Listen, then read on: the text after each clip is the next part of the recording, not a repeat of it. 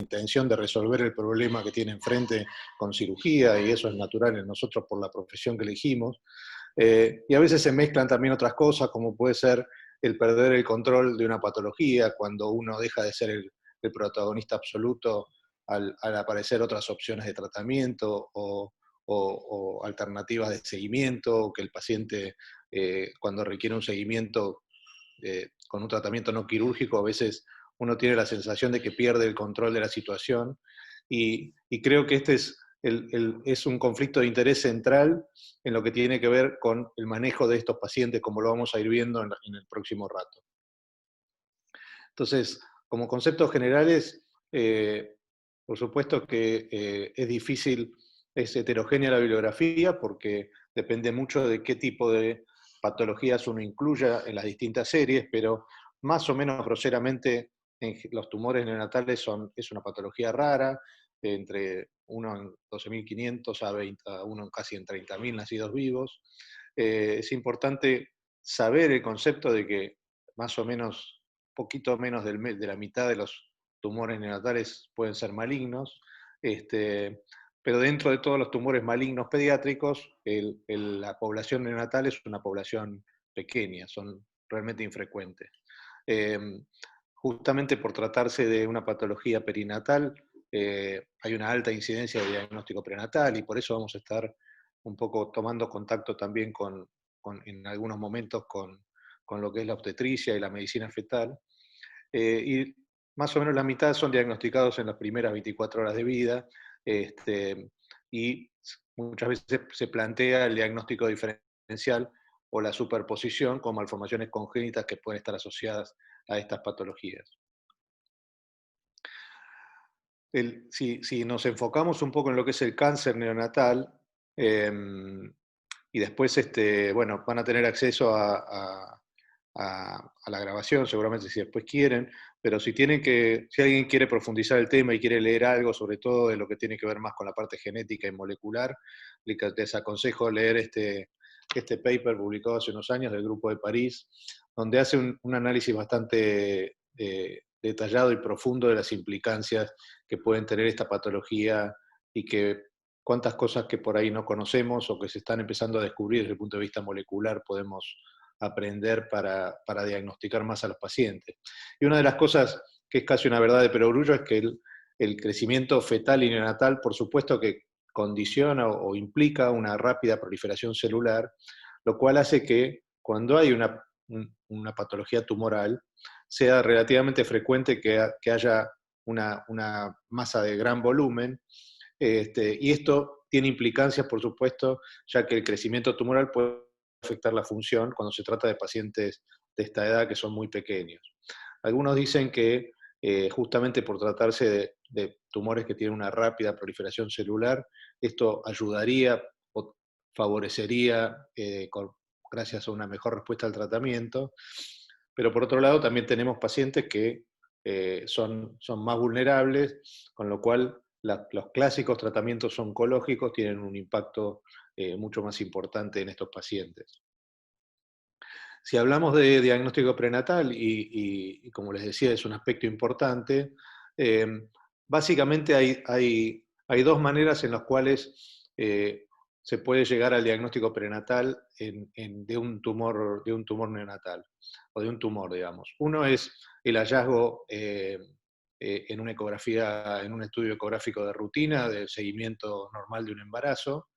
Y la otra posibilidad es que el paciente se esté estudiando en forma dirigida, o el embarazo se esté estudiando en forma dirigida, porque hay ya un síndrome familiar de predisposición a cáncer. Entonces, ya sea por alguna de estos dos motivos, eh, cuando hay un hallazgo positivo, lo primero que surge es qué es lo que podemos hacer con ese hallazgo positivo. Entonces, identificar, por ejemplo, si la patología condiciona o merece algún tipo de intervención prenatal, si condiciona un cambio en la vía de parto, en cómo van a ser ese paciente, si condiciona también la necesidad de que el paciente nazca en un centro de mayor complejidad, o que tenga algún tipo de tecnología o de recurso humano especializado que nos pueda permitir resolver mejor el problema, y todo esto sin duda es una ventaja importante de tener el diagnóstico prenatal para poder planificar todo esto.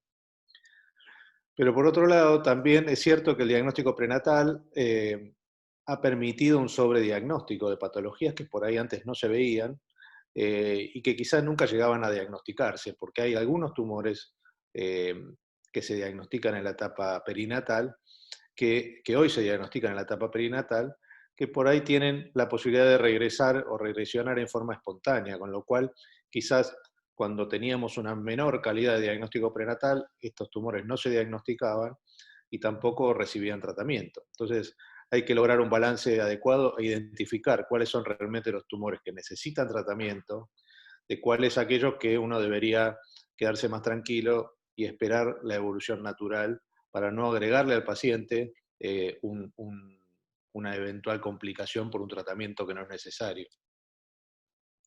Entonces, si hablamos de predisposición genética al cáncer, eh, algunos tips que uno puede tener, digamos, esto está en constante cambio, pero digamos, ¿cuándo sospechar ante, nosotros tenemos un paciente enfrente, y cuándo sospechar que esta condición que aparece en este paciente puede estar relacionada con una enfermedad familiar, es decir, con una predisposición genética?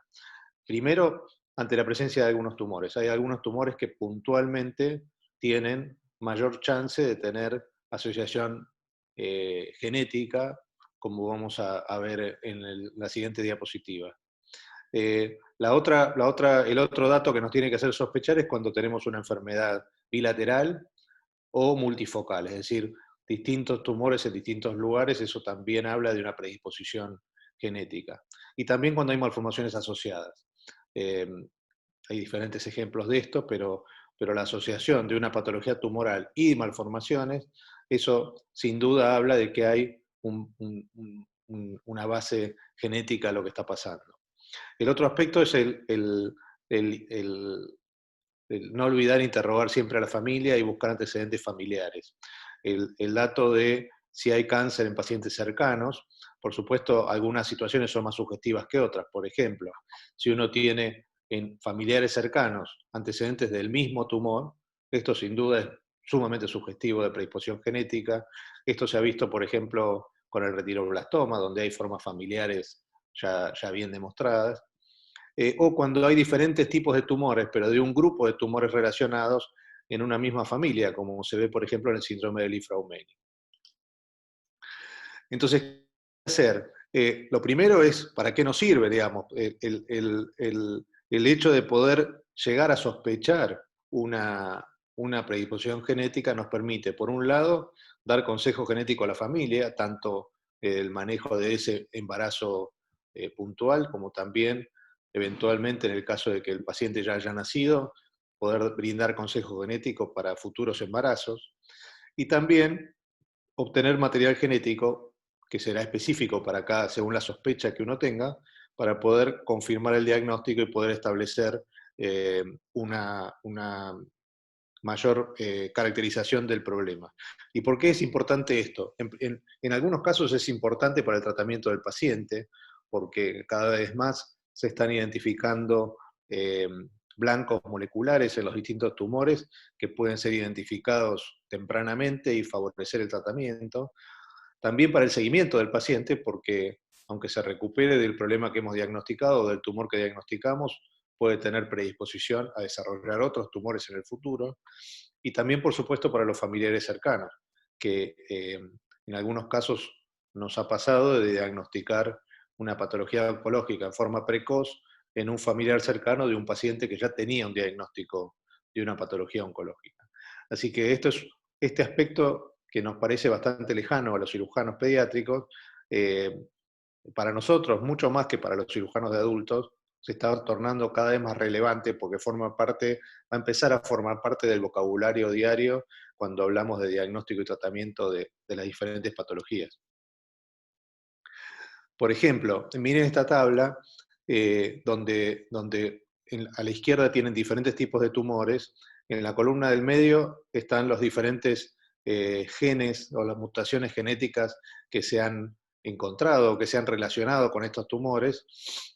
Todos ellos, los que están listados acá, son mutaciones son de herencia autosómica dominante, es decir, que van a tener una, una alta posibilidad de que en otros embarazos esto se repita. Eh, y en la columna de la derecha tienen la predisposición, la probabilidad de predisposición genética que tiene ese paciente puntual, es decir, que ante el tumor que encontramos, cuál es la posibilidad de que tenga una predisposición genética de base. Entonces, fíjense, por ejemplo, que para el tumor rhabdoide, la posibilidad de que haya un síndrome genético de base es del 60%. Con lo cual, con esa predisposición uno debería sistemáticamente en todos los pacientes con tumores rhabdoides tener la posibilidad de identificar la mutación genética para poder asesorar a la familia, sobre todo en una enfermedad tan grave. En el caso de retinoblastoma, muchos nosotros no lo abordamos porque es un tema que nosotros no tratamos, pero esto es todavía más significativo. Cuando hay casos familiares, el 100% de la posibilidad existe, y también en los casos bilaterales. Fíjense, por ejemplo, el carcinoma de la corteza suprarrenal. El 80% de los pacientes que se presentan con esta patología en la etapa perinatal van a tener una mutación positiva en el P53 que predispone al síndrome de Li-Fraumeni. Con lo cual es muy importante identificarlo, porque uno va a diagnosticar una enfermedad de la familia, no solamente del paciente. Y algo parecido pasa con el blastoma pleuropulmonar, en donde la mutación del DICER1 en la presentación neonatal de esta patología está presente en el 70% de los pacientes. Entonces, esta información tiene que ser conocida por nosotros, y más allá de que la tecnología todavía no nos permite en todos los centros contar con la posibilidad eh, de, de, este, de tener el testeo genético en todos los casos, a medida que pase el tiempo esto va a ser cada vez más moneda corriente. Y fíjense, si van un poco más abajo, incluso en tumores más comunes, como el tumor de Wilms, hablamos del 5 a 10% de los pacientes van a tener la mutación genética, con lo cual, como es una patología relativamente más común, igual que el hepatoblastoma, no es un tema menor considerar este aspecto de la fisiopatología, porque puede tener impacto en otros pacientes en los cuales uno pueda llegar con un diagnóstico más temprano. Bueno, vamos a hablar un poco de algunos tumores específicos. El tumor de células germinales es, por excelencia, uno de los tumores que llamamos fetales, y de hecho muchas veces se ha mezclado y se ha pensado que estos tumores eran más malformaciones congénitas que tumores, ¿no? Y todos hemos escuchado esas expresiones casi de barrio donde dicen, mirá, este nene nació con un hermanito pegado en la cola, etcétera, etcétera. El teratoma sacrococcigio es la localización más frecuente de los tumores de células germinales en el recién nacido. Por suerte, hoy en día la gran mayoría de los pacientes tienen diagnóstico prenatal, sobre todo cuando son lesiones tan importantes como esta que vemos en la foto. Y también es cierto que hay un porcentaje de pacientes, sobre todo con lesiones de este tamaño así, que que pueden incluso tener riesgo de complicaciones intrauterinas o neonatales, como consecuencia de la gran vascularización de los vasos, llegando hasta un 25% de mortalidad en este tipo de lesiones. Por eso el diagnóstico prenatal y el seguimiento multidisciplinario especializado con obstetras que tengan experiencia en el manejo de pacientes de alto riesgo es importante para la toma de decisiones prenatal. El tratamiento desde el punto de vista quirúrgico es la resección completa del tumor, y grábense el concepto importante de que en todo teratoma sacrococcigio es fundamental la resección del coxis en forma completa junto con el tumor, porque esto, como vamos a ver ahora, tiene impacto en la evolución posterior. Les voy a mostrar un caso. Es el primer caso que vamos a ver. Es una paciente de sexo femenino con diagnóstico prenatal, mejor dicho, una paciente que tenía un diagnóstico prenatal de un feto femenino de una masa sacrococcigia que se descubre a las 30 semanas de edad gestacional, cuando se hace una ecografía de rutina. La ecografía, que está acá a la derecha, pueden ver por un lado algunas imágenes quísticas múltiples con algunos cordones sólidos en el medio, dependiendo un poco de la incidencia, parece que hubiera algunos quistes más grandes con un contenido líquido bastante claro, pero tiene un pequeño componente sólido, y se pudo ver en la evaluación ecográfica del feto que la vejiga estaba en su lugar y en principio bien, no tenía nada patológico, no tiene megavejiga, está separada la vejiga de esta lesión, y también no tiene en principio un disrafismo de la columna. Entonces, ¿les parece que habría que tomar alguna conducta en particular antes del nacimiento con este paciente? Pueden ir respondiendo por el chat y Inés va a ir por lo menos mencionando alguna de las respuestas. Por ahora están silenciados, no quieren escribir. Silencio. Silencio. Si Silencio, querés, bueno. podemos preguntarle a algunos de los panelistas, a ver si quieren... ¿Algún estudio prenatal, alguna medida prenatal que les interese saber?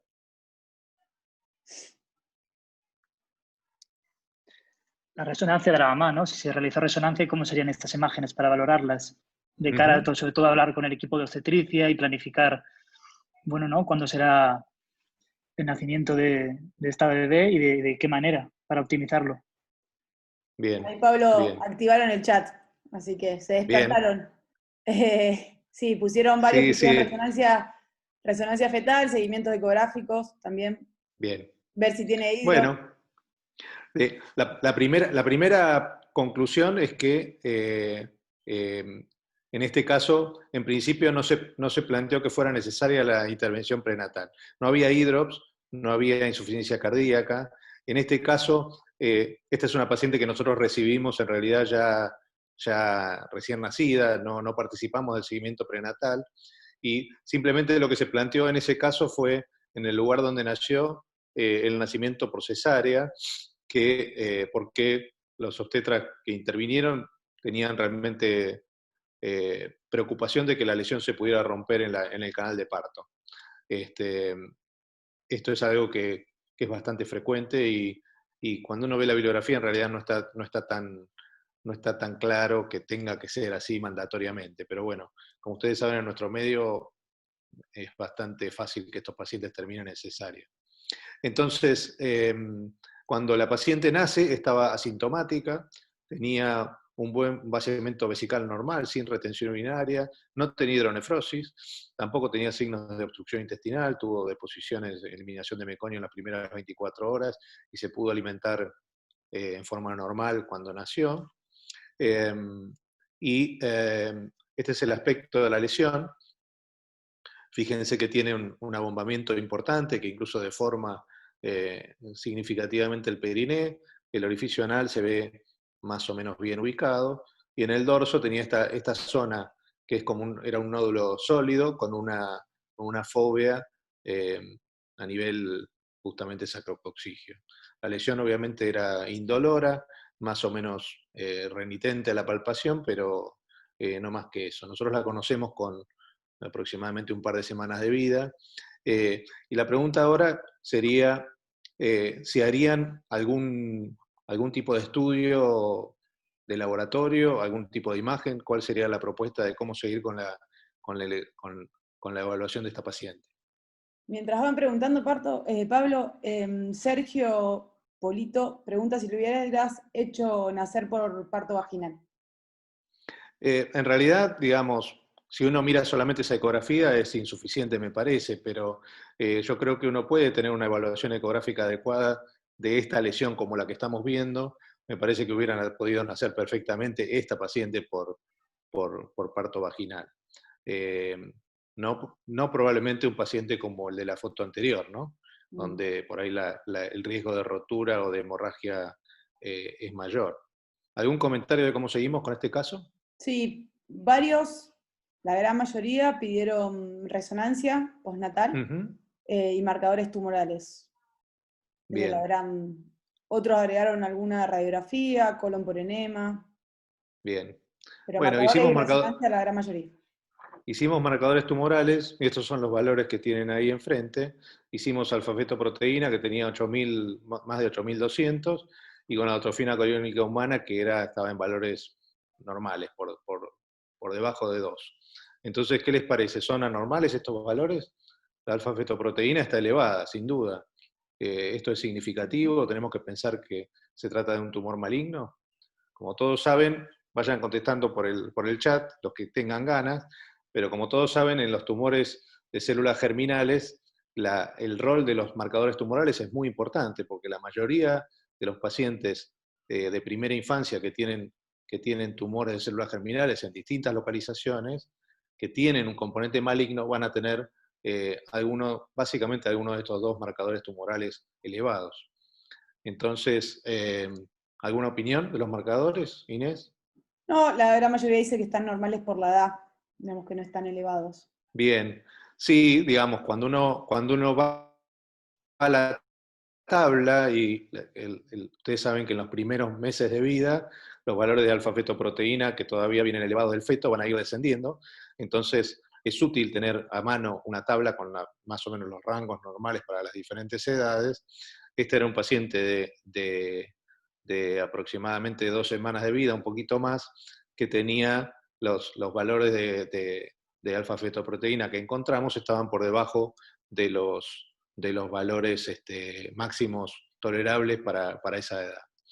Aparte de eso, hicimos una resonancia, que es la que ven acá, y justamente para tener una mejor tipificación de la lesión, y de esa forma lo que vemos es una lesión teratoma sacrococcigio, que dentro de la clasificación de Altman, que ven acá arriba, sería un tipo 1, es decir, es un tumor cuyo componente, más allá de lo que uno ve en el examen físico, lo que se ve es que prácticamente todo el tumor es extrapélvico o dependiente del perineo.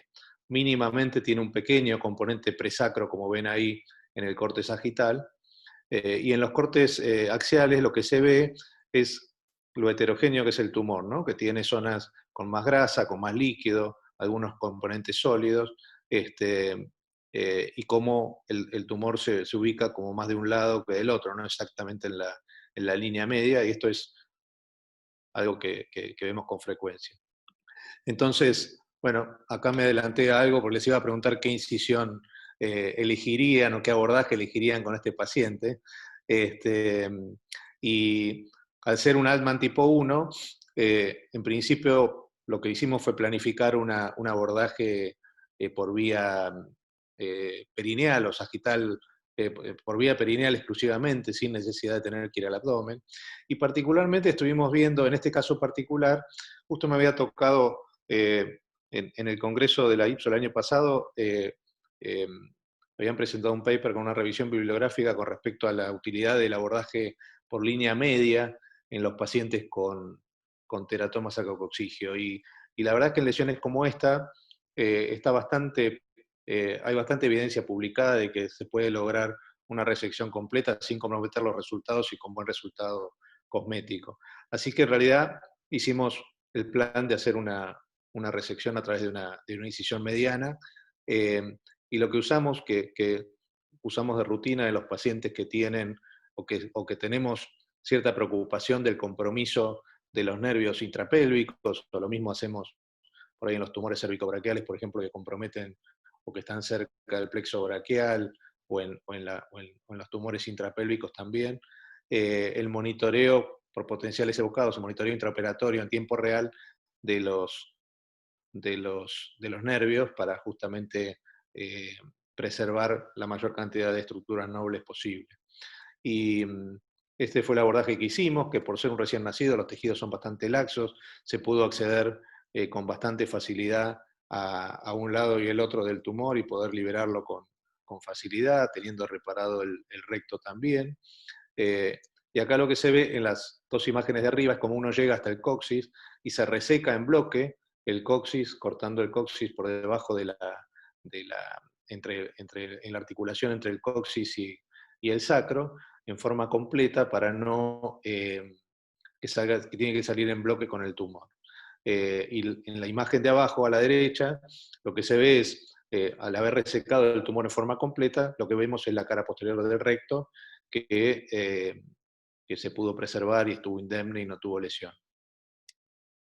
Entonces, este es un caso distinto. Este es un paciente que tiene una ecografía prenatal, que tiene lo que da la impresión de ser un tipo 3 de Altman, es decir, que tiene un componente intrapélvico ya por la ecografía más importante. Es decir, que el tumor se extiende hacia dentro del abdomen. Lo que pueden ver acá es, esto es una zona quística a nivel perineal, pero después tiene un componente más sólido, que tiene esta forma así como de un hongo que se mete dentro de la pelvis, estando el sacro acá atrás. Entonces, a este paciente sí le hicimos una ecografía prenatal, una resonancia prenatal, una resonancia fetal. Entonces, la verdad es que nos dio bastante información. Fíjense cómo el tumor, en este corte, que es un corte casi sagital, el tumor asciende bastante más arriba, digamos, y tiene un componente intrapélvico bastante importante, que cuando uno lo ve en el corte coronal, esto acá es la vejiga que está desplazada por el tumor, y fíjense cómo el tumor llega bien arriba, digamos, por arriba casi hasta la zona lumbar, con las características de tumor heterogéneo como se ve habitualmente en los teratomas. Entonces, cuando el paciente nace, en este caso tampoco había ningún signo de hidrops ni de complicación fetal, con lo cual se tomó la conducta de no tomar ninguna conducta prenatal, y cuando el paciente nace, un paciente por lo demás sano y con un Apgar adecuado, lo que se palpaba un tumor intrapélvico, que está dibujado ahí en la foto de la izquierda, con una protrusión tumoral bastante importante a nivel del periné, que también deformaba y desplazaba el canal anal hacia adelante. Entonces, bueno, me adelanté de vuelta. La propuesta aquí es cuál sería el abordaje, digamos. Al tener un componente intrapélvico tan importante, la cirugía exclusivamente por vía perineal implicaría un riesgo importante, porque el tumor llega prácticamente, toma contacto con las arterias ilíacas en su bifurcación, entonces necesariamente vamos a tener que hacer un abordaje abdominal. En este caso, elegimos hacer una exploración laparoscópica, a ver si era factible hacer la disección del tumor, el tiempo abdominal por laparoscopía, y felizmente se pudo identificar bien el tumor, se pudo separar bien de los vasos y liberar todo el componente intrapélvico. Aquellos que tengan interés, les puedo compartir el video que fue presentado en su momento por Tomás Ferraris y Gastón Elmo en un congreso de AIPEC hace un par de años, y se pudo hacer por vía laparoscópica la disección del tumor, y luego el paciente se puso boca abajo y se hizo un abordaje amplio a nivel perineal para hacer toda la disección del tumor, resecar el coxis y el componente intrapélvico, que ya estaba más suelto, directamente sacarlo por esta vía también. Ahí tienen, en este caso se usó una incisión diferente de tipo Chevron, y el tumor se pudo resecar en forma completa.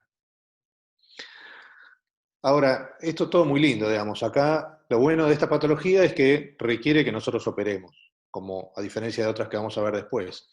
Pero también es importante conocer cuáles son las implicancias desde el punto de vista oncológico de esta patología. Durante muchos años el teratoma sacrococígeo fue mirado más como una malformación que como una patología oncológica. Y en realidad hay bastante evidencia publicada ya de cuáles son los riesgos de recurrencia de esta enfermedad en el largo plazo. Esta es una de las publicaciones que hay, pero la verdad es que hay bastante publicado. Entonces, fíjense, por ejemplo, este tema que no es menor. Si uno analiza la histología de los teratomas sacrococígeos, y hablamos solamente de recién nacidos, operados y resecados, la mayoría, como todos sabemos, eran teratomas maduros. Pero un número no menor de pacientes tenían un componente maligno, es decir, que tenían un tumor maligno de células germinales en el momento ya desde el nacimiento.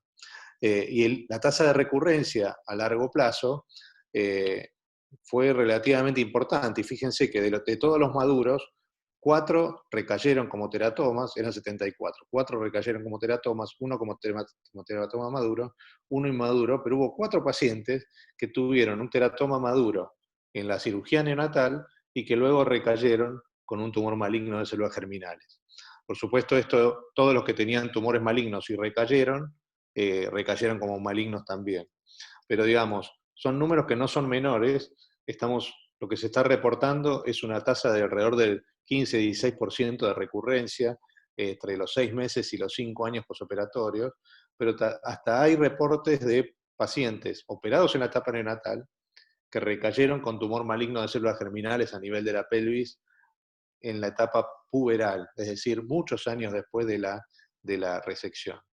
En principio, aunque haya componente maligno, si el tumor fue completamente resecado, en principio lo que se hace es seguir al paciente con marcadores tumorales e imágenes, y no se hace quimioterapia salvo que haya un componente macroscópico importante del tumor que no se haya podido resecar oportunamente. Y en los pacientes que tienen tumores que no son malignos, la presencia de residuo microscópico es aceptable y uno no debería ir a reoperar al paciente si es que considera que quedó algún residuo o que los márgenes quirúrgicos en la anatomía patológica no son completos. Fíjense qué pasa con la sobrevida. Por supuesto que el paciente que tiene un tumor maligno, que sería la curva de abajo, tiene una sobrevida francamente menor, significativamente menor, que el que tiene un teratoma inmaduro y que el que tiene un teratoma maduro. Pero además de esto, si hablamos de recurrencia, en los pacientes que hubo recurrencia tumoral, la sobrevida también se compromete. Por esto que hablábamos de que un tumor benigno, entre comillas, puede recaer como un tumor maligno. Entonces, es muy importante para nosotros cirujanos, que somos los que vamos a tratar estos tumores, tomar las medidas necesarias para que no haya recurrencia local. Y el factor principal para reducir el índice de recurrencia es tener la certeza de que el coxis fue removido en conjunto con el tumor. Además de no dejar un pedazo macroscópicamente grande del tumor puesto en el paciente, por supuesto. ¿Qué pasa con las otras localizaciones de los tumores de células germinales? Con respecto a la localización cérvico-torácica, acá vemos dos ejemplos de una ecografía, de una resonancia prenatal y una tomografía postnatal de una masa mediastinal que resultó ser un teratoma. El problema de la ubicación cérvico-torácica es que existe un potencial riesgo de compresión, tanto de la vía aérea como de las estructuras vasculares mediastinales. Entonces, en estos pacientes todavía más es fundamental el diagnóstico prenatal, porque la presencia de un tumor con área sólida que comprime y desplaza la vía aérea puede condicionar que el paciente no pueda ventilar en el momento de nacer, y si uno desconoce el diagnóstico del paciente y se lo encuentra en la sala de partos, la posibilidad de que se pueda acceder a una vía aérea adecuada muchas veces condiciona que el paciente fallezca. Entonces, el diagnóstico prenatal es muy importante para planificar la forma de nacimiento y qué es lo que se va a hacer con ese paciente. Es relativamente frecuente en esta localización que haya hidróxido fetal, con lo cual son pacientes que pueden nacer prematuros y que pueden ser muy graves. Por eso es que es muy importante tener el diagnóstico y hacer una planificación preoperatoria en forma multidisciplinaria que permita establecer cuál es la mejor estrategia. El tratamiento, casi siempre en estos pacientes se requiere la resección quirúrgica temprana antes de que el paciente se vaya de alta, en muchos casos porque tienen compromiso respiratorio que obliga a que el paciente esté ventilado y por supuesto eso implica la necesidad de un tratamiento temprano. Entonces, fíjense este otro ejemplo. Esta es una resonancia prenatal donde se ve la imagen típica de un teratoma heterogéneo. La verdad es que este paciente se evaluó y se vio que la vía aérea no parecía estar comprometida. De cualquier forma, cuando el paciente nace, se tienen los elementos para hacer una endoscopía de urgencia o eventualmente una traqueostomía. En este caso no fue necesario, el paciente se pudo ventilar, se pudo intubar con facilidad. Tenía esta gran masa que era más externa y que no comprimía a nivel del cuello la vía aérea. Y de cualquier manera se consideró necesario resecarlo, por supuesto, antes de que el paciente se fuera de alta. Se pudo hacer una resección completa. Son cirugías que igual son demandantes desde el punto de vista técnico, porque la posibilidad de lesión, sobre todo de los nervios, el nervio facial, el nervio recurrente, pueden dejar secuelas importantes para toda la vida, más allá de las cuestiones estéticas. Y este es otro ejemplo de un paciente que por ahí a simple vista uno veía este tipo de lesión que parecía, esto es una resonancia fetal también, y esto está hecho en un T2 donde se ve como, fíjense que el líquido amniótico es blanco, la lesión también se ve blanca, o sea que tiene gran componente líquido, y uno dice, bueno, en principio si es líquido, por ejemplo, las malformaciones linfáticas que vemos también en esta localización, es bastante infrecuente que compriman la vía aérea, pero en este caso la verdad es que se veía algún grado de compresión de la vía aérea y dejaba bastantes dudas, así que se planificó en conjunto con el equipo de medicina fetal y nosotros los cirujanos y los neonatólogos, hacer un procedimiento EXIT. El procedimiento EXIT, no me voy a extender acá, pero básicamente consiste en que el paciente se extrae del útero, obviamente con una cesárea, y lo que se hace es mantener la circulación placentaria mientras se asegura la vía aérea. Entonces, primero se intenta intubar, si no se puede intubar, se intenta hacer una endoscopía, una traqueobroncoscopía, y en este caso tampoco fue posible, con lo cual lo que se hizo fue hacer una incisión a nivel cervical y se hizo una intubación retrógrada, es decir, se accedió a la tráquea, se pasó una guía hacia proximal que fue sacada por la boca y eso permitió intubar al paciente y tutorizar la tráquea y de esa forma asegurar la vía aérea mientras el paciente estaba con circulación placentaria, que eso nos permite que no se ponga hipóxico cuando intenta respirar. Entonces, una vez logrado esto, se clampea el cordón y se completa, digamos, el alumbramiento del paciente. También uno podría plantear, bueno, ¿por qué no haber hecho una traqueostomía? En ese momento lo que se evaluó fue que la cirugía se iba a hacer más o menos temprano y que la traqueostomía a este nivel, ustedes ven cómo está totalmente deformado el cuello, realmente iba a ser un problema sostener la cánula de traqueostomía en su lugar y que iba a ser bastante incómoda para el manejo quirúrgico posterior.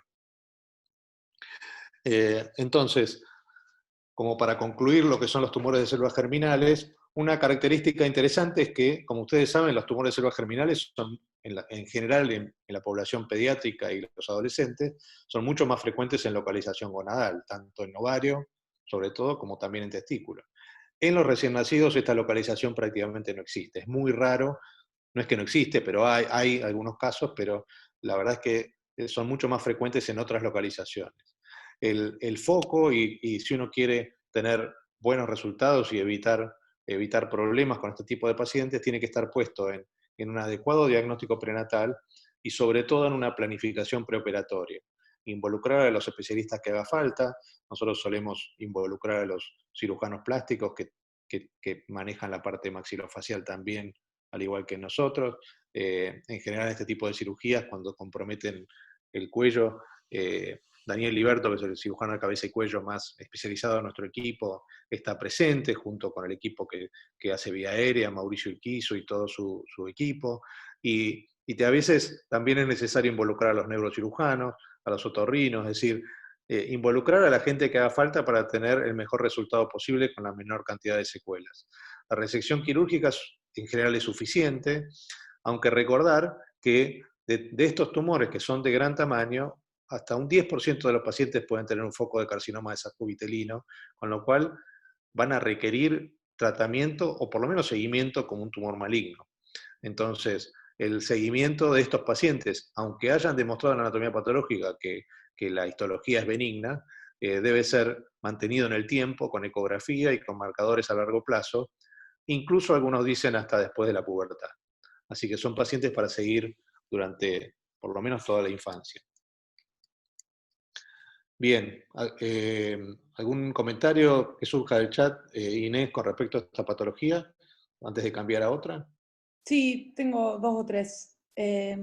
Preguntan desde la Ciudad de México, Francisco Luna Aguilar, que en el segundo caso que presentó, si se realizó la cirugía también con potenciales evocados.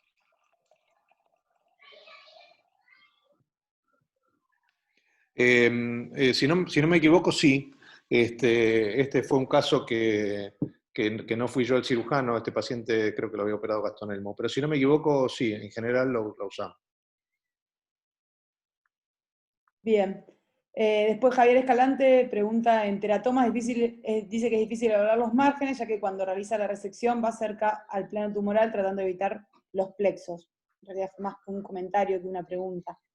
Sí, eso es así. De hecho, por eso hice la aclaración de que cuando la histología es benigna, el residuo microscópico al que uno se arriesga por ese tipo de disección es aceptable y uno no tiene que estar demasiado preocupado por eso.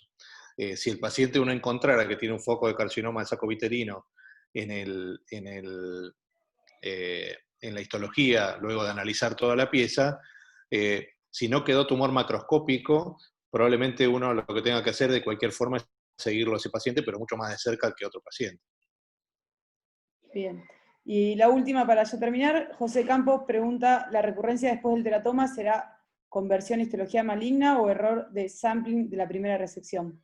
O sea, Bueno, la verdad es que es un buen comentario.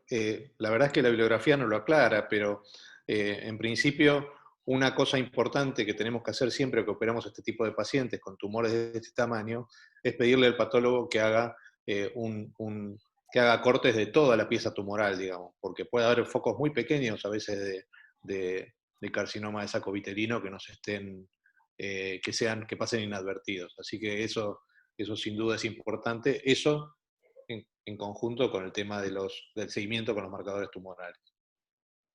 bien, genial. Bien, Ahora seguimos. bueno, otra patología que vemos tumoral en la etapa neonatal es el neuroblastoma. El neuroblastoma es un tumor muy importante y que se le presta mucha atención porque es el tumor maligno que es más común a esta edad. Se ha establecido muy bien que el origen de este tumor deriva de las células de la cresta neural. Esto fue bien establecido ya hace tiempo, lo cual implica que la localización del neuroblastoma puede darse en cualquier lugar en donde haya células derivadas de la cresta neural. Desde el punto de vista clínico, en la etapa neonatal o perinatal, lo más frecuente es que se diagnostique una masa prenatal, que puede ser ya sea una ecografía prenatal o en un hallazgo incidental postnatal, lo que uno encuentra es una masa en la glándula suprarrenal. Y después está como presentación clínica también relativamente común del neuroblastoma en la etapa perinatal, el estadio que hoy llamamos MS o antes llamado 4S, que es una presentación característica del neuroblastoma en los lactantes. Entonces, ¿qué es el neuroblastoma MS? Es un neuroblastoma cuyo tumor primario casi siempre está localizado en la glándula suprarrenal, se asocia con nódulos hepáticos múltiples. Esto es algo que no se ve luego en los neuroblastomas que se manifiestan en edades más tardías, la presencia de metástasis hepáticas en el neuroblastoma fuera de este periodo de edad es absolutamente infrecuente o improbable. Otra localización que pueden tener a esta edad es la localización en piel, donde se ven nódulos subcutáneos que incluso se ven azulados por traslucencia de la piel muy fina de los recién nacidos, dando un aspecto como si fuera un muffin de arándanos. Y también pueden tener compromiso de la médula ósea, pero uno lo identificará como un neuroblastoma MS siempre y cuando la infiltración de la médula ósea sea menor al 10%. Fíjense en las imágenes de abajo, lo que uno ve es una gran hepatomegalia heterogénea, con múltiples nódulos que se ven un poco mejor en el corte sagital, y una masa sólida a nivel de la glándula suprarrenal derecha, que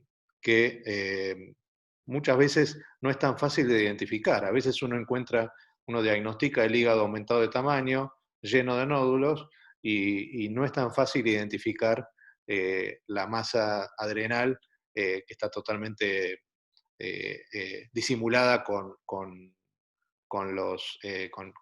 el gran tamaño del hígado. Entonces, bueno, les iba a preguntar qué conducta tomaría con un paciente como este, pero digamos, ya me adelanté a adelantar la otra parte del slide, pero en principio lo que se ha visto es que la presentación del neuroblastoma de esta manera, más allá de que puede ser muy espectacular, a veces por el impacto clínico que tiene en el paciente, no es una presentación que deba preocuparnos desde el punto de vista oncológico, porque en general tienden a estos estas lesiones tienden a regresionar en forma espontánea. Entonces, en general, lo que se hace es una observación clínica muy cercana, solamente en los pacientes muy sintomáticos o que tienen un crecimiento del hígado en forma importante, que pueden llegar a tener casi un síndrome compartimental, podría estar indicado en algunos casos utilizar quimioterapia a bajas dosis o en algunos casos radioterapia. Hace poco, el año pasado, tuvimos un caso muy grave que vino ya derivado que llegó ya en un estado clínico muy, muy malo, y que tuvimos incluso que hacer una laparotomía y ampliar, digamos, la cavidad abdominal colocando una malla, lo cual finalmente igual tampoco fue efectivo para revertir el cuadro tan grave que el paciente tenía. Es decir, esta presentación puede tener un impacto en la sobrevida del paciente, pero básicamente el tratamiento es el soporte general. Está discutida si uno debe, a medida que se van achicando el hígado, si uno debería ir a resecar el tumor primario. La realidad es que la evidencia publicada habla de que no cambiaría el pronóstico del paciente la resección del tumor primario, y que lo esperable es que regresione. Lo que sí es necesario es tener histología. Y estos pacientes tienen que biopsiarse, ya que un 10% de los pacientes pueden tener amplificación del oncogene NMIC, que es el marcador más importante que tenemos hoy molecular para tipificar el mayor riesgo. Eso clasifica al paciente como un paciente de alto riesgo y ya cambia totalmente el manejo con un tratamiento multimodal bastante más agresivo. Entonces, fuera de los 4S, el diagnóstico prenatal del neuroblastoma, en general, la gran mayoría de los pacientes tienen lesiones adrenales, y ahí uno puede tener o una lesión sólida, en cuyo caso el diagnóstico diferencial va a ser básicamente con el secuestro broncopulmonar, que ustedes saben que puede darse o puede presentarse por debajo del diafragma, y a veces no es tan fácil identificar o diferenciar una lesión de otra. Y a veces pueden ser quísticos, en cuyo caso ahí el diagnóstico diferencial va a ser con la hemorragia suprarrenal, que puede darse en fetos que sobre todo han tenido sufrimiento o algún tipo de distrés perinatal. Por eso es importante también conocer los antecedentes obstétricos. Ante el hallazgo prenatal o postnatal incidental de una imagen de este tipo, lo que hacemos es dosaje de catecolaminas urinarias. En algunos casos, si disponemos de la tecnología y si la obra social lo autoriza, hacemos centellograma con MIBG, que es un estudio específico para el neuroblastoma, y de esta forma uno puede confirmar el diagnóstico y no solo quedarse con una imagen ecográfica. ¿Cuál les parece o qué tratamiento propondrían para un paciente de 2 semanas de vida que tiene diagnóstico de un nódulo, de un tumor de 2 centímetros o 3 centímetros en la glándula suprarrenal? Por lo demás, ha tenido un nacimiento que fue no complicado, y que hemos confirmado que se trata de un neuroblastoma por alguno de estos métodos. ¿Qué harían? ¿Operarlo? ¿Hacer quimioterapia? ¿Hacer alguna otra cosa? Mientras que contestan, Pablo, preguntaron para el otro caso, el del neuroblastoma, ¿cómo haces la biopsia hepática? Si la haces por función, si te alcanzan las muestras. Estuvieron preguntando eso. Mira, hay diferentes formas, ¿no? En general es difícil acceder al tumor primario porque suele estar totalmente rodeado por el hígado, entonces es difícil de acceder. Los últimos 3 neuroblastomas 4S que tuvimos, lo que hicimos fue hacer el hígado era tan grande que llegaba por debajo del ombligo, con lo cual hicimos una incisión umbilical, hicimos una biopsia de uno de los nódulos hepáticos a través del ombligo. Y los patólogos dicen que tienen el mismo rédito y pueden hacer los mismos estudios que si uno saca del tumor primario. Pero también es posible hacer una biopsia dirigida por imágenes con aguja de corte, tiene que ser, ¿no? Y varias muestras, que bueno, en nuestro hospital por uno u otro motivo a veces tenemos la dificultad para tener material suficiente. Nacho, ¿querías decir algo? Sí, no, nosotros por lo general los pafeamos, porque en realidad lo único que nos interesa en hacer los 4S o el MS es ver si tiene el MIC positivo o no, y poder, digamos, estratificarlo con un MS que tenga el MIC negativo, y por lo general con células que vos tengas un extendido de una PAF, que le puedas hacer una PAF hepática, o si tiene el blastos en la médula, con eso por lo general te alcanza. Pero bueno, nosotros es lo que hacemos habitualmente. ¿Están haciendo tus patólogos pudiendo hacer NMIC en una muestra de aguja fina? Sí, sí, Está bueno eso. o en la médula. O sea, porque se viste que el NMIC es con una sonda. O sea, si vos tenés el extendido y lo fijás, le puedes hacer NMIC sobre eso, o sobre los Ujú. blastos de Sí. médula. Nosotros en la práctica la mayoría de las veces hemos recurrido a la biopsia quirúrgica porque nos ha pasado de tener biopsias que no fueran suficientes y demás. Puede ser que tenga que ver con un desarrollo No, igual, a ver, de nuestros patólogos. lo histológico siempre está bueno, no importa, o sea, tener histología siempre está buenísimo. Ujú. ¿No? O sea, porque no tenés la estratificación, digamos, si es en maduración, o la estratificación histológica está fantástica, pero bueno, para esto puntualmente, que el caso que vos planteás, que cumple todos los requisitos, nos quedamos con el NMIC negativo y nos alcanza. Bien. Bien. ¿Alguna respuesta?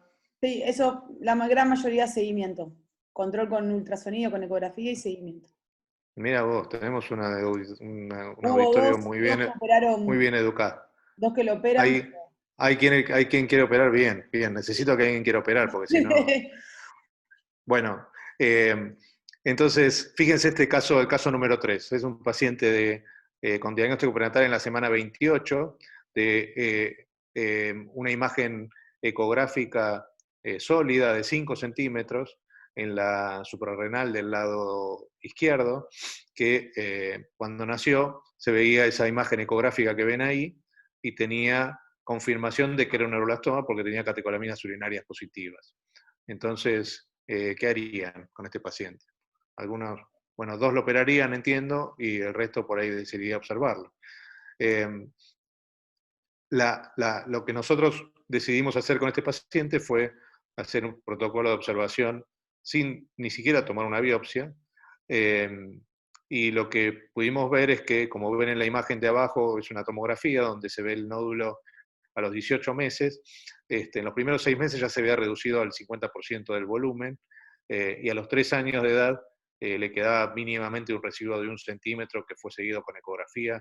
El paciente nunca se operó, ni siquiera llegó a biopsiarse. Sabemos que era un neuroblastoma porque las catecolaminas estaban elevadas, pero nunca llegó a tener ningún tipo de procedimiento. Este es otro caso que por ahí es menos frecuente. Fíjense que es una lesión en otra ubicación, cérvico-torácica, que tenía presentación clínica como si fuera un 4S, que es bastante infrecuente con tumores fuera de la suprarrenal, pero tenía nódulos hepáticos múltiples, la médula ósea se biopsió y era negativa.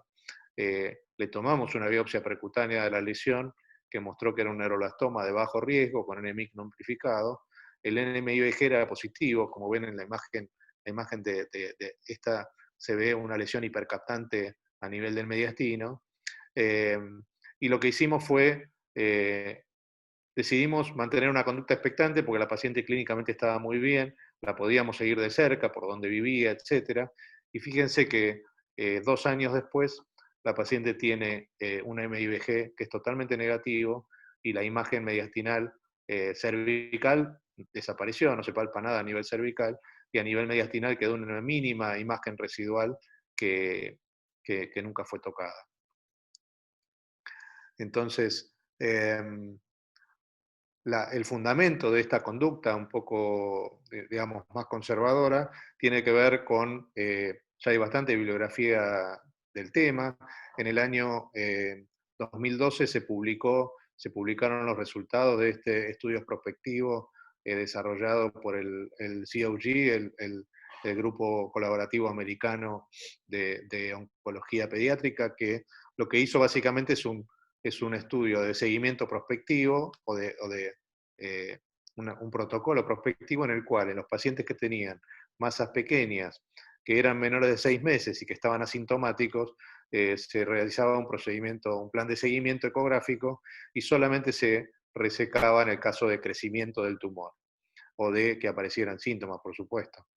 Y de esta forma pudieron demostrar que el 80% de los pacientes se logró evitar la cirugía con una sobrevida global del 100%, es decir, sin perder ningún paciente.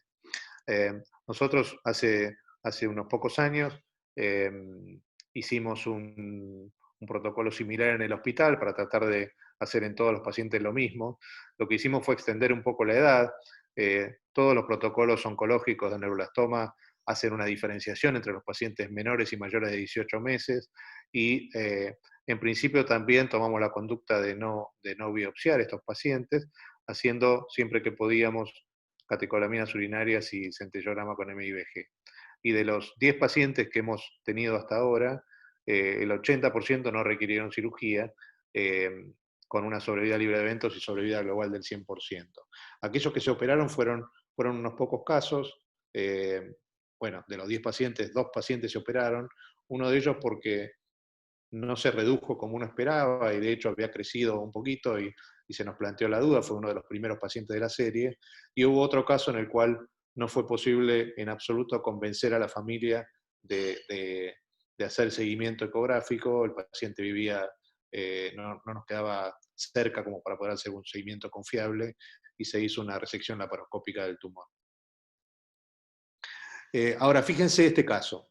Este es un paciente que consulta que era un paciente de muy pocas semanas de vida, que en el momento de que lo conocemos tenía múltiples metástasis hepáticas, o sea, tenía un cuadro clínico de MS, pero cuando le hacemos los estudios, nos encontramos con que en la suprarrenal tenía este tumor, que es un tumor, como vemos, en pacientes más grandes, ¿no? De los neuroblastomas más agresivos. Es un tumor de lo que en la vieja estadificación uno podría haber pensado que iba a ser un estadio 3 y que en la clasificación actual uno dice es un L2 porque tiene compromiso del pedículo renal, etc. Este paciente, por diferentes motivos, como era un MS, se decidió mantener una conducta expectante y no hacer quimioterapia, y a los 8 meses el tumor prácticamente había desaparecido, había regresionado en forma espontánea. Fíjense el riñón que estaba totalmente desplazado y deformado, el corte es prácticamente el mismo, acá ven el lóbulo inferior del hígado, y queda acá, que no se llega a ver bien, un pequeño residuo tumoral, pero la verdad es que la evolución y la regresión espontánea que el paciente tuvo fue espectacular. Entonces, ¿qué quiere decir esto? ¿Que todos los pacientes de esta edad no hay que operarlos? No, lo que quiere decir es que debemos analizar caso por caso en un ámbito multidisciplinario, en conjunto con los oncólogos, digamos, con todos los especialistas que intervienen en el tratamiento de estos pacientes, y, si es posible, tener un protocolo institucional en donde uno tenga claramente determinado en qué pacientes se puede ser conservador. Pero en la gran mayoría de los casos se va a poder evitar la cirugía. Esta es una foto un poco nostálgica de la época pre-COVID, donde uno podía estar vestido así en el quirófano, ya ahora mucho no se puede, pero digamos, la mayoría de los neuroblastomas perinatales se van a poder manejar en forma no operatoria y solamente reservamos la cirugía para los pacientes que hemos demostrado por biopsia que son alto riesgo o que tienen lesiones que continúan creciendo. En la mayoría de estos pacientes la cirugía mínimamente invasiva es segura y lo podemos hacer la resección por videolaparoscopía o por toracoscopía sin mayor dificultad. Por lo que veo en el horario vengo muy largo, Inés, pero bueno, si no los aburro, sigo un ratito más y cuando vos me hagas señas, paramos. ¿Alguna pregunta o algún otro comentario de esta patología? No, ahí fue contestando, bueno, Nacho le contestó a Guillermo Ciró que había preguntado, pero no, seguí, estamos bien. Bien, entonces, otro tumor que se puede dar en la etapa neonatal son los tumores renales. Más o menos son un 5% de todos los tumores perinatales, y los diagnósticos más frecuentes por orden de frecuencia son el nefroma mesoplástico congénito, el tumor de Wilms, que también se puede manifestar raramente en la etapa neonatal, el tumor rhabdoide y el sarcoma renal de células claras. Típicamente, lo que un poco se vio, ustedes saben que hay una continuada controversia que cada vez se está limando y cada vez se están encontrando más entre la mirada europea del tratamiento de los tumores renales y la mirada americana. En esto, la experta del panel acá es Paula y podrá aportar algo más, pero digamos, eso está cada vez cambiando más. Pero puntualmente, en los pacientes recién nacidos que se presentan con un tumor renal, la verdad es que ahí prácticamente no hay controversia, y en ambos lados del Atlántico está claro que está indicada la nefrectomía primaria en estos pacientes. Entonces, les voy a mostrar algún ejemplo. Este es un paciente que tratamos el año pasado, que no tuvo diagnóstico prenatal, y en una consulta con el pediatra en las primeras semanas de vida, llama la atención una masa palpable en el flanco izquierdo. Se hace una ecografía y el ecografista le informa como una gran hidronefrosis, con lo cual es evaluado o lo derivan en un paciente de una provincia del sur, y lo derivan para evaluación urológica. En realidad, cuando repetimos la ecografía, resultó bastante claro que no era una hidronefrosis, que esto era un tumor con un gran componente quístico, con algún componente sólido, como se ve acá en la ecografía de la izquierda, y siempre en estos casos completamos el estudio con un estudio de corte multiplanar, como puede ser la tomografía o la resonancia, en donde uno confirma que se trata de un tumor renal, como se ve se ve el borde del parénquima renal desplazado por el tumor. Se indicó entonces la nefrectomía. Estas son imágenes de la cirugía. Lo que se hizo es, como siempre en el caso de los tumores renales, se recomienda un abordaje transabdominal lo suficientemente amplio para poder manipular el tumor sin que se rompa la cápsula. Estaba, como ven ahí, protruyendo esta masa de retroperitoneo, desplazando el meso y demás. Se pudo hacer la resección completa del tumor con un riñón, y el diagnóstico fue un nefroma mesoblástico congénito, estadio 1, y en principio este fue el único tratamiento. Menciono acá, arriba a la izquierda, el tema de la biopsia ganglionar. Recuerden que esto es más importante sobre todo para tumor de Wilms, pero siempre que en pediatría se opera un tumor renal, es muy importante hacer un muestreo de los ganglios retroperitoneales, lateroaórticos, intercavoaórticos y también del hilio renal, como para tener, más allá de que el aspecto de los ganglios sea normal, descartar que haya compromiso microscópico. Ahora, el nefroma mesoblástico congénito, en cualquier lugar que uno lea, básicamente se asume como que el tratamiento es solamente la cirugía y que son tumores de comportamiento uniformemente benigno. También hace unos años tuvimos esta paciente que consultó a los 2 meses con una enorme lesión sólida que ocupaba gran parte del hemiabdomen derecho, que en este caso no era quística, era sólida, claramente era una lesión renal. Acá también se ve, pueden ver ahí el borde del parénquima renal desplazado. También se hizo una nefrectomía, y en la pieza de la nefrectomía lo que se encontró fue también un nefroma mesoblástico congénito, pero en este caso de variante celular, que es una de las 2 variantes histológicas de este tumor. Se estadificó como un estadio 2 porque tenía invadido el seno renal, y de cualquier forma se estableció un seguimiento estricto y no se indicó otro tratamiento que la cirugía. Acá también ven en la tomografía que en ese momento se evaluó el pulmón, que era todo normal. La verdad es que es un tumor que uno siempre en nuestra cabeza pensamos que va a tener una evolución benigna y nos quedamos bastante tranquilos. La paciente estuvo en seguimiento durante los primeros 4 años, en un momento dado desapareció y vuelve al 5.º año con estas imágenes. Varios nódulos pulmonares sólidos en ambos pulmones, sobre todo el lado izquierdo, que era donde tenía los tumores más grandes.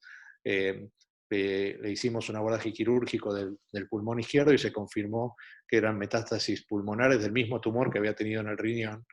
En las imágenes no se ve recurrencia local. Lo que hicimos fue solamente tratamiento quirúrgico. Se operó ambos pulmones, se resecaron los nódulos que había con márgenes adecuados, y hasta ahora la paciente, casi un año después de estas cirugías, no ha tenido nuevas recurrencias, pero por supuesto continúa en seguimiento. Entonces, es un tipo de tumor que en algunas situaciones se han descrito excepcionalmente la posibilidad de dar metástasis, con lo cual uno debería tener un seguimiento estricto y no considerarlo uniformemente como tumores benignos. Entonces, casi siempre es benigno el nefroma mesoblástico congénito, pero requiere un seguimiento cercano y prolongado. Por suerte, mucho más raro es el tumor rhabdoide, que es un tumor renal, que desde el punto de vista de las imágenes no es fácil diferenciarlo de otros tumores. Desde el punto de vista clínico son tumores que tienen hipercalcemia, que se manifiestan con hipercalcemia a nivel sistémico, que eso nos puede dar un dato. Y la clave en estos tumores es poder llegar a tiempo. Si uno llega cuando el tumor ya está localmente avanzado y uno hace una cirugía, una nefrectomía, pero tiene invasión ganglionar o no se puede lograr una resección completa, la sobrevida es prácticamente de cero. Los casos que han sobrevivido de tumor rhabdoide son aquellos que se ha podido lograr un estadio 1 y una resección completa.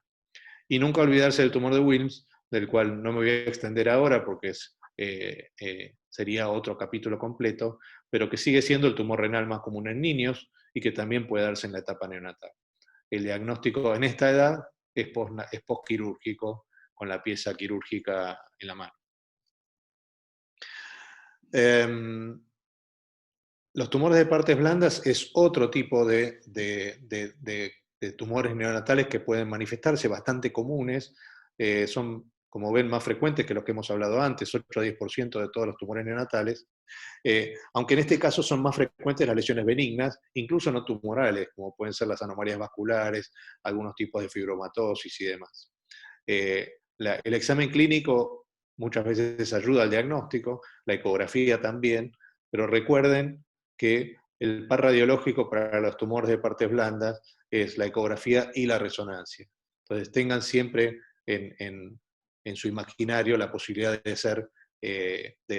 usar la resonancia como un método extra que nos permite tener mucha información, sobre todo del grado de invasión local que la lesión tiene. Entonces, si uno tiene dudas de la lesión, hay que biopsiarlas, tener histología convencional, inmunohistoquímica y en algunos casos biología molecular para poder tipificar de qué lesiones se trata. La biología molecular y la inmunohistoquímica en este grupo de pacientes es muy importante porque tiene valor diagnóstico, sobre todo porque a veces morfológicamente no es factible diferenciar una de otra, pero también en algunos casos hay marcadores pronósticos que cada vez están apareciendo más. Obviamente nadie pretende que se vayan a acordar todo esto, yo tampoco me lo acuerdo, pero tener la información de que en este tipo de tumores los estudios moleculares y demás son importantes, por eso hay que sacar una biopsia que sea suficiente para todos los estudios que se necesitan.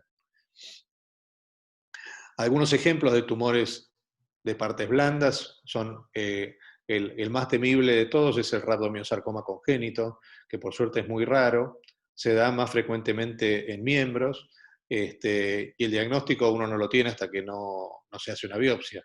Existe una variante particular, que es el rhabdomyosarcoma alveolar neonatal, que se asocia con nódulos en piel y con metástasis cerebrales, que requiere, esta es una de las patologías tumorales neonatales que requiere tratamiento multimodal completo, con quimioterapia y a veces radioterapia también, pero a pesar de eso el pronóstico en este grupo etario es bastante malo, a diferencia del pronóstico del rhabdomyosarcoma en pacientes un poco más grandes, que suele ser bastante respondedor a los tratamientos. Una patología bastante más buena, si quieren, es el fibrosarcoma congénito, que también se conoce como fibrosarcoma infantil, que se puede dar en los recién nacidos. También es más frecuente en los miembros, especialmente en el sector distal de los miembros, como este caso que ven acá, que tenía una gran masa de partes blandas ya desde el nacimiento, que comprometía tanto lo que es la piel, celular subcutáneo, como también parte del músculo. Una característica de estos tumores es que tienen una traslocación cromosómica ya establecida que permite confirmar el diagnóstico y que incluso permite diferenciarlos de lo que es el fibrosarcoma de tipo adulto, que tiene un comportamiento mucho más agresivo con posibilidad de metástasis a distancia. Molecularmente está relacionado con el nefroma mesoblástico congénito e incluso se han visto casos que presentaron ambos tumores, y por suerte las metástasis son muy raras, aunque localmente puede ser un tumor agresivo y por eso en general requiere de tratamiento. En general la cirugía se indica solamente si es posible hacer una resección lo más completa posible y que no sea una cirugía mutilante, es decir, no se justifica una cirugía mutilante para lograr un margen oncológico completo en esta patología, porque como les decíamos antes, no tiene potencial o tiene muy bajo potencial metastásico a largo plazo. Este es un caso, no voy a abrir las preguntas para no alargar más la presentación, pero es un paciente que conocimos con creo que un mes de vida o un mes y medio de vida, que tenía esta masa a nivel de la ingle, como ven ahí. Como siempre en los tumores de partes blandas, completamos el estudio con ecografía y resonancia, y lo que tenía era esta enorme masa que, como ven en esta imagen, rodeaba o estaba incluida dentro de la masa la arteria femoral. El paciente se hizo una biopsia quirúrgica que mostró que se trataba de un fibrosarcoma infantil, y hubo mucha discusión con respecto al tratamiento, porque la verdad es que era una masa grande, que generaba compresión y demás, con lo cual decidimos, en conjunto con el equipo de ortopedia, hacer una exploración quirúrgica, a ver qué era factible hacer. Siempre que uno opera un sarcoma de partes blandas que ha sido biopsiado, es importante incluir el trayecto de la biopsia en la resección, porque la lesión tiene que ser resecada en bloque, idealmente con márgenes sanos.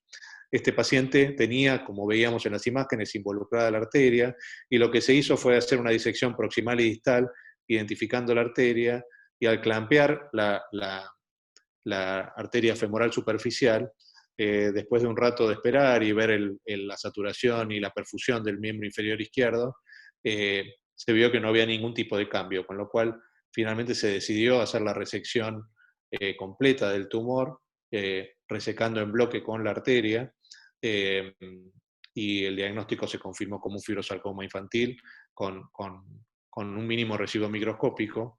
En los estudios postquirúrgicos lo que se vio es que esto es una ventaja de los recién nacidos y los lactantes, el miembro inferior se perfundía normalmente a través de la femoral profunda y de la circulación colateral, sin ningún impacto en la perfusión de ese miembro.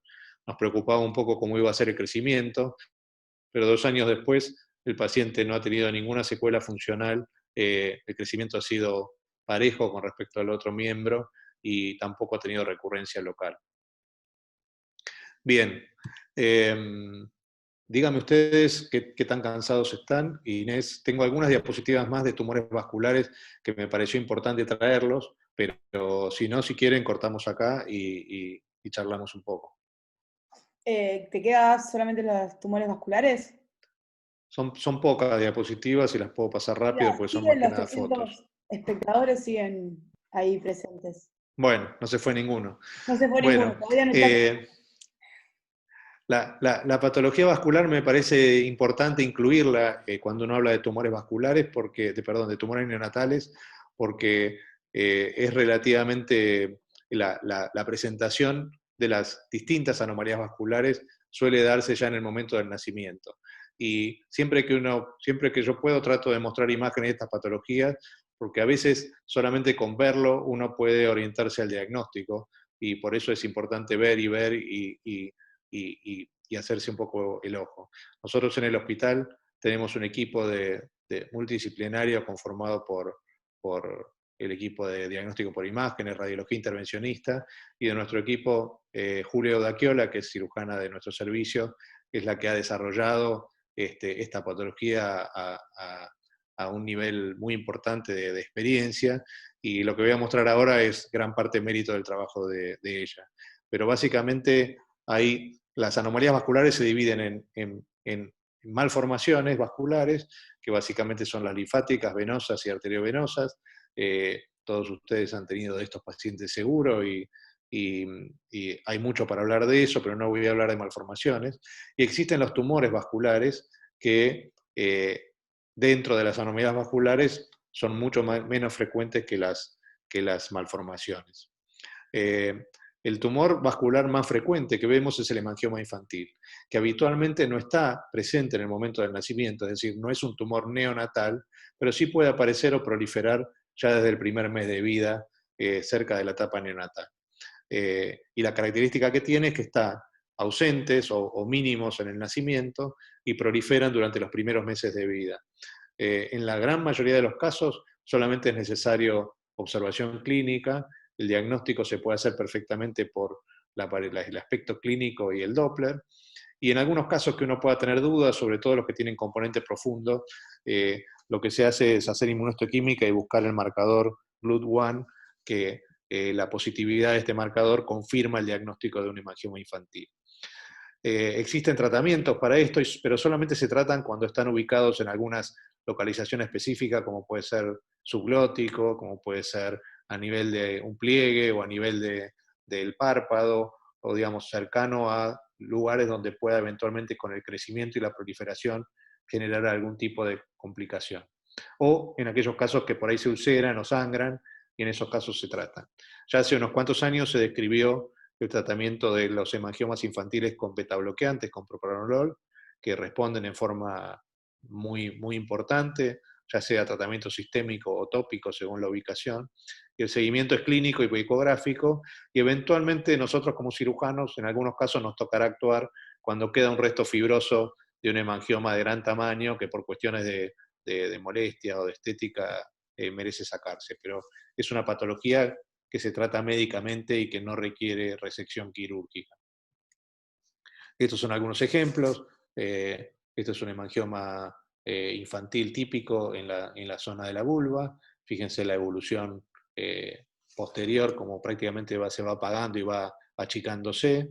Esto es una lesión más grande a nivel de la cara interna del muslo, que tiene, fíjense que es una lesión que por ahí a veces puede plantear la duda si no será otro tipo de tumor, si no tendrá... Bueno, cuando tenemos la duda, la verdad es que nuestros radiólogos ahora están bastante más cancheros en hacer el diagnóstico correcto, pero bueno, si uno tiene la duda se puede tomar una biopsia y con esa forma se confirma el diagnóstico.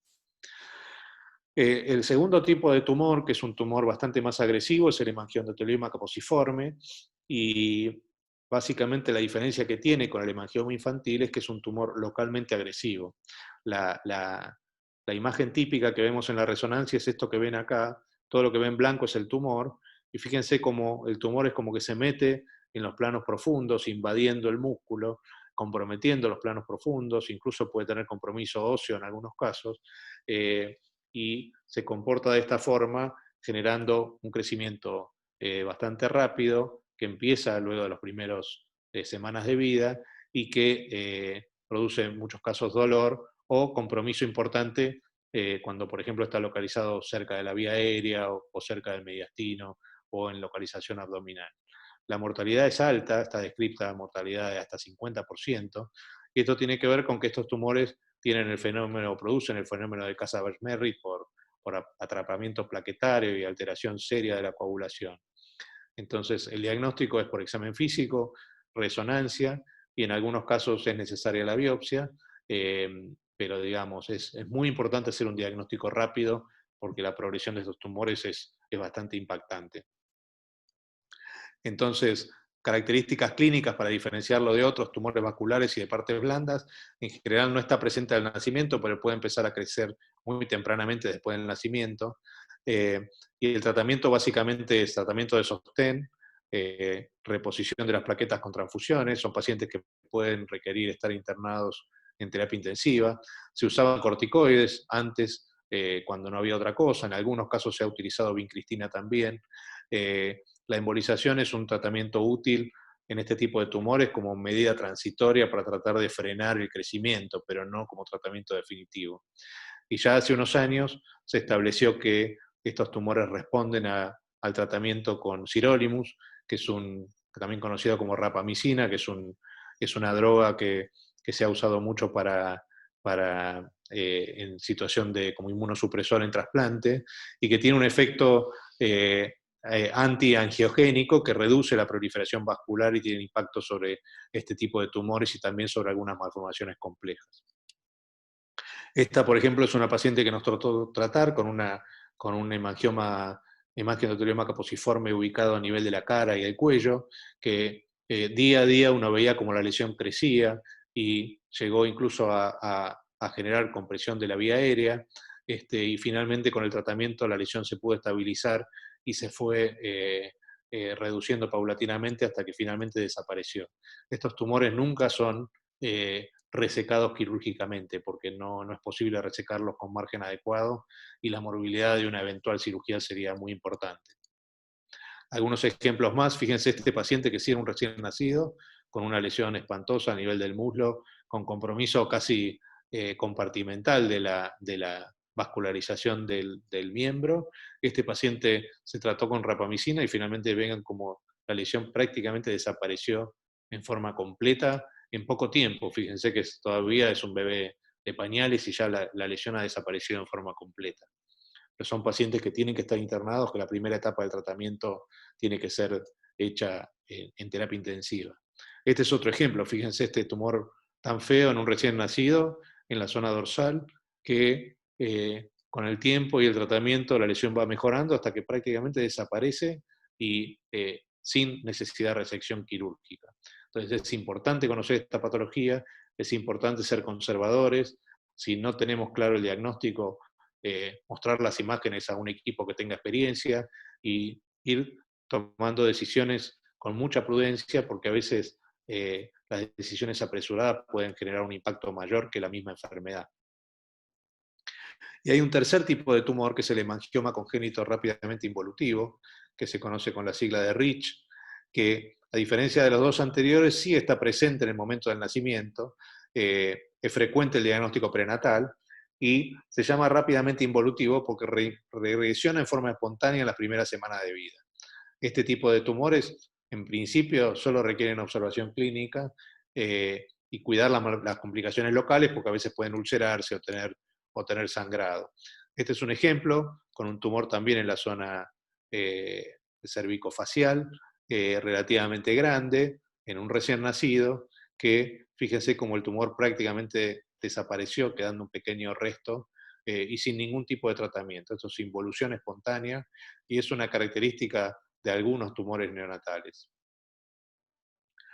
Y para terminar, lo que quise traer es el diagnóstico diferencial de los tumores vasculares hepáticos, porque la verdad es que a veces se plantean situaciones bastante dramáticas y de difícil resolución. Este, por ejemplo, es un paciente muy pequeño que consulta con una gran distensión abdominal y que lo que uno palpa es una gran masa que ocupa todo el hemiabdomen superior, el hemiabdomen derecho sobre todo, dejando libre solamente la fosa ilíaca izquierda. Entonces, este paciente podría tener estas imágenes y entonces uno lo que ve es una infiltración muy importante del hígado con nódulos que tienen estas características de incendiarse con el contraste en todo el hígado, una hepatomegalia importante. O también pueden tener una imagen como esta, donde uno ve nódulos también múltiples que reemplazan prácticamente el parénquima hepático, que también se encienden con el contraste, y la verdad es que no son muy distintas unas imágenes de las otras. Un radiólogo sí diría que hay forma de diferenciarlos, pero básicamente el paciente de arriba tenía una hemangiomatosis difusa, era un tumor vascular, que ahora les voy a comentar brevemente, y el paciente de abajo tenía un neuroblastoma MS. Entonces, los diagnósticos son completamente distintos. Por suerte los tratamientos no son muy distintos, pero es importante que uno pueda afinar el diagnóstico porque son dos cosas diferentes que se pueden presentar de forma muy parecida. Entonces, básicamente hay tres tipos de tumores vasculares hepáticos. El hemangioma hepático focal, que en la práctica se comporta exactamente igual que un Rich en partes blandas, porque está presente al nacimiento, porque frecuentemente se diagnostica en forma prenatal, son lesiones de gran tamaño, habitualmente únicas, que tienen una imagen típica de tumor vascular en la resonancia. En estos tumores la alfa-feto puede estar elevada levemente, no muy significativamente, pero a veces plantea la duda si no será un hepatoblastoma. Puede tener insuficiencia cardíaca por shunt, y al igual que un Rich, lo esperable es la regresión espontánea en las primeras semanas de vida, con lo cual uno debe tener cuidado de no tentarse a ir a operarlo. Idealmente, si tiene un radiólogo experimentado o si puede consultar las imágenes, si uno puede evitar biopsiarlo también está bueno.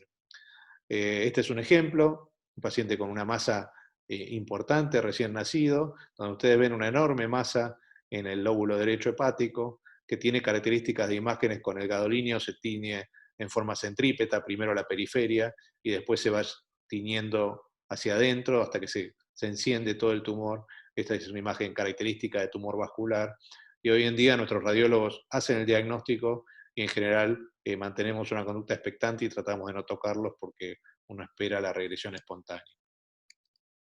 Después están los hemangiomas hepáticos multifocales, que no están presentes al nacimiento, pero a veces uno los encuentra en lactantes, pueden estar asociados con hemangiomas infantiles en la piel, pero básicamente se comportan como hemangiomas infantiles. Son lesiones múltiples que dejan parte del parénquima preservado, también pueden tener algo de elevación de alfa-feto, y la característica que tienen es que proliferan o aumentan en los primeros meses de vida, y luego, más o menos alrededor del año, empiezan a regresionar. Cuando hay un compromiso importante del hígado en cuanto a volumen, se puede tratar con beta-bloqueante como cualquier hemangioma infantil.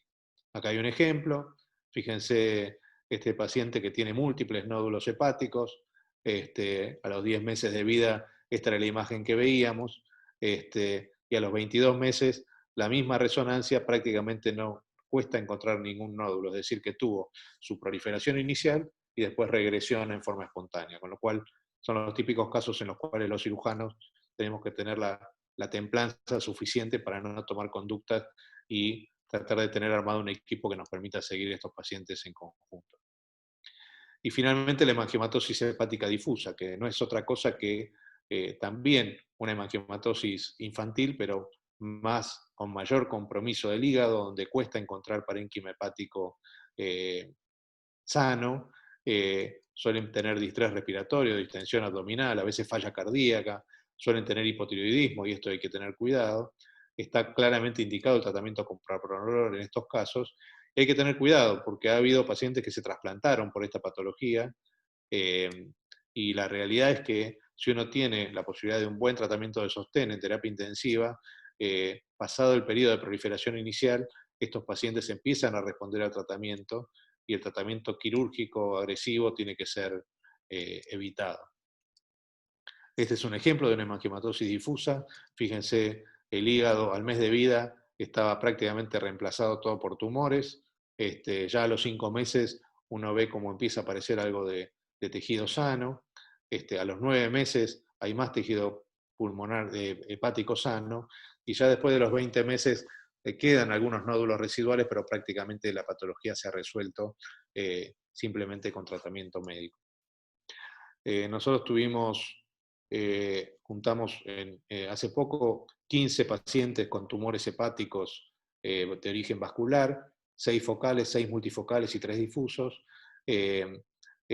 Al momento del seguimiento, del último seguimiento, 10 pacientes de los 15 ya se encuentran sin lesiones, hay 3 que estaban en tratamiento, ninguno tuvo complicaciones, ningún paciente se trasplantó, y tampoco tuvimos mortalidad en este grupo de pacientes. Así que es una patología que es importante saber diagnosticarla, porque el tratamiento conservador, o el manejo conservador, porque a veces ni siquiera hace falta tratamiento, permite que el paciente resuelva su enfermedad. Entonces, para terminar, y ahora sí, los tumores neonatales tienen características únicas y requieren de un manejo que tiene que ser especializado. Son patologías raras en general, y uno no puede usar la misma receta para esta población de pacientes que para los pacientes mayores, aunque el tumor histológicamente sea el mismo. Es muy importante contar con radiólogos especializados que nos permitan que colaboren en el diagnóstico, incluso en estas patologías, que hasta puede ser definitorio para el diagnóstico y no necesitar otra cosa que la imagen.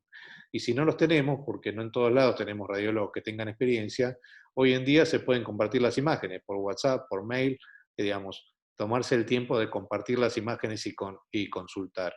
Las decisiones necesariamente tienen que ser tomadas, como en toda la patología oncológica, por un equipo multidisciplinario y no por el cirujano en soledad, porque si no vamos a cometer errores. Los aspectos éticos en algunos casos tienen que ser discutidos con cada familia, y puede haber implicancias, sobre todo cuando hay implicancias de predisposición genética. Y es muy importante, me parece a mí, como mensaje final, que la comunicación entre los equipos permite acortar la brecha de la experiencia que puede tener cada uno en su centro, de las limitaciones tecnológicas que podamos tener, porque a veces simplemente con comunicarnos con otros equipos y pedir una opinión podemos evitar un tratamiento inadecuado. Así que muchas gracias. Los nombres que ven acá son los que integran, digamos, nuestro equipo multidisciplinario, algunos involucrados más directamente y otros menos directamente en el cuidado de de los pacientes oncológicos. Y para terminar mi parte, ahí están mis datos de contacto por si yo tengo el teléfono abierto las 24 horas todos los días por si quieren compartir algún paciente que tengan dudas en el momento de qué hacer. Y hace unos meses empezamos con la iniciativa de hacer el servicio de intercambio académico virtual, que es básicamente abrir las actividades semanales de nuestro servicio, básicamente nuestro ateneo de discusión de pacientes que se operaron y que se van a operar, y el ateneo bibliográfico que hacemos todos los viernes. A todos aquellos que tengan interés en participar, lo hacemos por Zoom, así que el que tenga interés, nada más nos manda un mail a esta dirección de correo y lo incluimos en la base de datos. Muchas gracias. Bueno, Pablo, muchas gracias. Abarcó un montón de cosas la charla, mucha variedad de tumores. No sé si, bueno, los panelistas quieren agregar algo, fue bastante completa. Nosotros teníamos 2 casos preparados, pero por cuestiones de tiempo no sé si la audiencia quiere quedarse o escuchamos algo de los panelistas y finalizamos la charla. Pau, ¿querés agregar algo? Alex, desde allá que ya es madrugada, ya se está haciendo la 1 de la mañana. Yo quería aprovechar para, bueno, aparte de felicitar a Pablo por la revisión tan completa que ha hecho y tan didáctica para todos y sobre todo de cara a los residentes, a los cirujanos en formación. Una pregunta, Pablo. Yo no he tenido casos de neuromonitorización en casos de teratoma sacrococcígeo, sí de casos ¿no? en los que implica el plexo braquial. Quería preguntarte en realidad, de manera pragmática, ¿cuán de útil te resultó frente a, por ejemplo, que sí que en el plexo braquial habrá que, o en los casos de cirugía de tiroides, ¿no? Es súper práctico y muy directo el feedback que se obtiene, ¿no? con la neuromonitorización? Quería preguntarte acerca de ello y si los neurofisiólogos te pusieron algún problema por ser recién nacidos y no niños más mayores. No se te escucha, Pablo. Sí, perdón, había silenciado. En nuestro equipo, las personas encargadas de hacer el monitoreo neurológico son neurólogos infantiles, y la verdad es que siempre están muy bien dispuestos y no hemos tenido limitaciones en cuanto al peso de los pacientes. Empezamos utilizando este tipo de monitoreo en la cirugía de los neuroblastomas retroperitoneales, sobre todo pélvicos y cérvico-torácicos, con muy buen resultado, porque en realidad lo que a uno le da es una orientación espacial en la cirugía y sobre todo en la seguridad de que uno no está cortando algo que no quiera cortar, básicamente. Entonces, lo que uno hace es estimular, cuando uno encuentra una estructura que le parece que puede ser un tronco nervioso importante, se estimula con el electroestimulador y el neurólogo, cuando es una raíz nerviosa, por ejemplo, o cuando es un nervio que pueden monitorear, por ejemplo, no sé, el caso del crural en el cuádriceps o lo que fuera, nos dice, no, esto es tal cosa, y bueno, obviamente dependiendo de las características del tumor y demás, uno toma la decisión si esa estructura tiene que ser preservada o no. Pero la verdad es que nos permite avanzar en las cirugías, sobre todo en estas situaciones donde está muy distorsionada la anatomía de la pelvis en un paciente que tiene un tumor que ocupa toda la pelvis, de estos tumores sacrococcígeos tan importantes. Así que la verdad es que nos resulta útil y cada vez lo usamos más. Otra cosa, Pablo, la incisión mediana, ¿desde cuándo la utilizas en el caso de los teratomas sacrococcígeos? ¿Y cuál fue la principal ventaja que has visto tanto en intraoperatorio, no sé si la disección te resultó más ventajoso, o de cara sobre todo a la evolución y al resultado estético frente a la incisión clásica que todos conocemos? Yo he hecho solo un par de pacientes, porque la verdad es que yo cuando en mi entrenamiento siempre nos han enseñado a hacer la incisión tipo chevron, o como mostré en el segundo caso. Pero obviamente que la disección es un poco más difícil que en otro tipo de incisión, porque uno tiene una exposición menor, pero en este tipo de tumores donde no son tan exofíticos y que están localizados en una posición relativamente central, la verdad es que no tuvimos dificultad para acceder a la parte más lateral del tumor, que era lo que nos preocupaba. Así que creo que no es para todos los pacientes, pero me parece que sin duda el resultado estético es mejor que con otro tipo de incisiones. Gracias, Pablo. Bueno, muchísimas gracias, Pau. ¿Algo que quieras agregar? Muy buena la charla, muchas gracias, muy, muy ilustrativa, y yo creo que como conclusión eh, tenemos que, o sea, lo que recalcó Pablo en casi todos los tumores, la conducta expectante en los cirujanos es muy difícil a veces, porque tumor que vemos o cosa que vemos queremos sacar, y cada vez hay más casos y más bibliografía sobre pacientes con tumores ya sea neuroblásticos, en este caso los vasculares como dijo él, o a veces el fibrosarcoma infantil, que la conducta expectante es válida. Y a veces es difícil, digamos, llegar a ese consenso. Eso por un lado, y después de los tumores renales,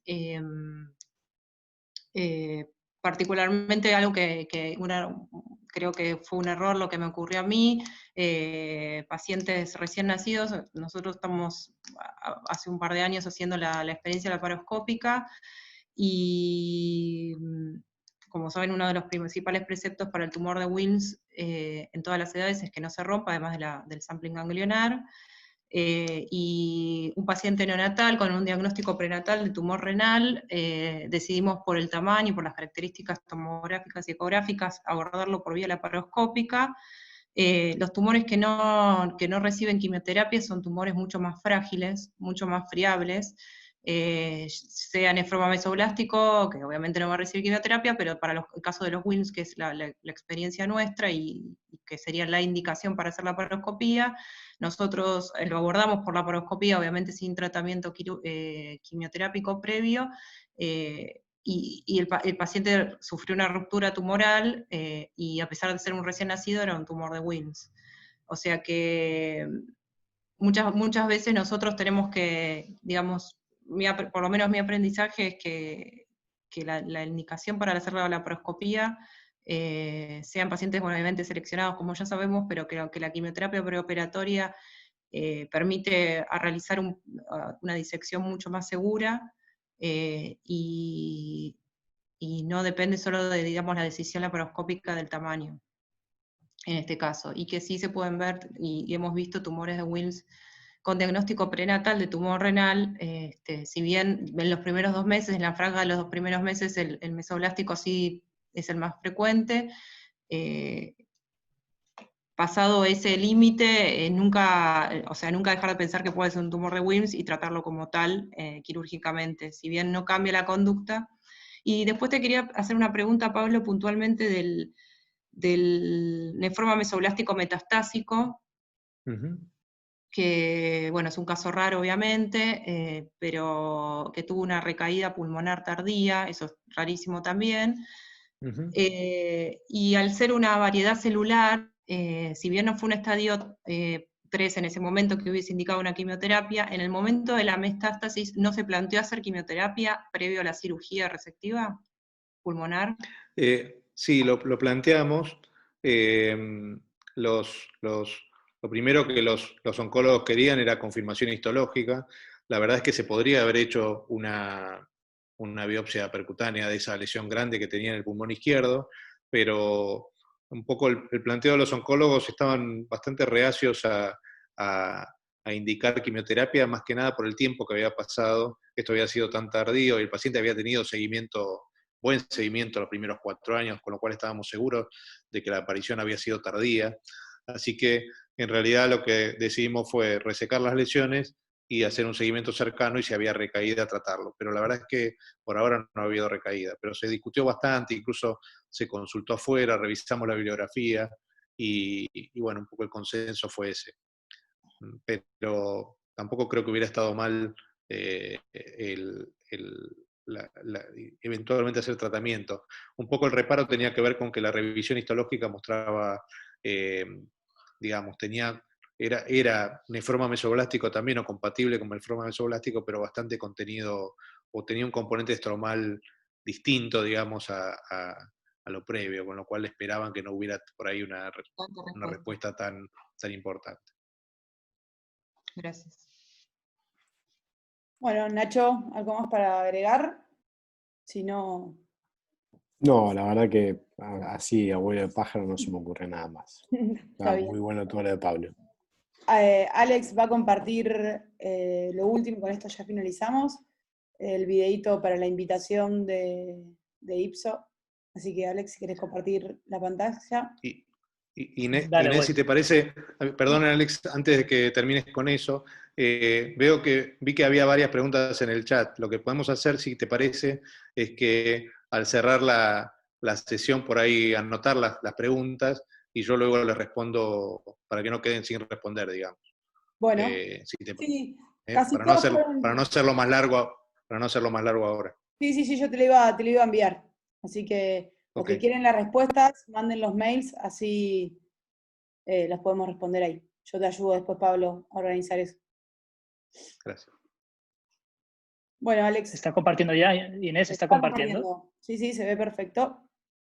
Nada, pues nada, simplemente invitar a todos, por un lado, en Ipso, ¿no? La Sociedad Internacional de Cirugía Oncológica Pediátrica, que ha sacado una nueva membresía para residentes interesados en la cirugía oncológica o cirujanos jóvenes. De hecho, no, veis que el margen está amplio, por debajo de 40, en el que simplemente son 40 euros al año ser miembro, con los beneficios que esto implica. Así que os animo a todos a revisarlo esto en la web. Esto por un lado.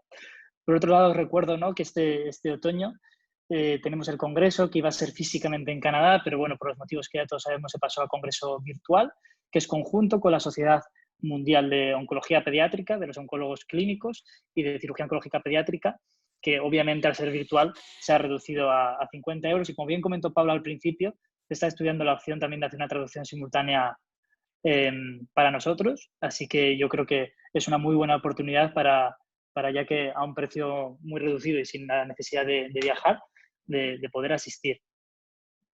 Nada, por último, recuerdo que a ver si nos podéis seguir en las redes sociales de Ipso, tanto en Twitter, en Instagram, y ya simplemente rápidamente os dejo con un vídeo de invitación a la sociedad.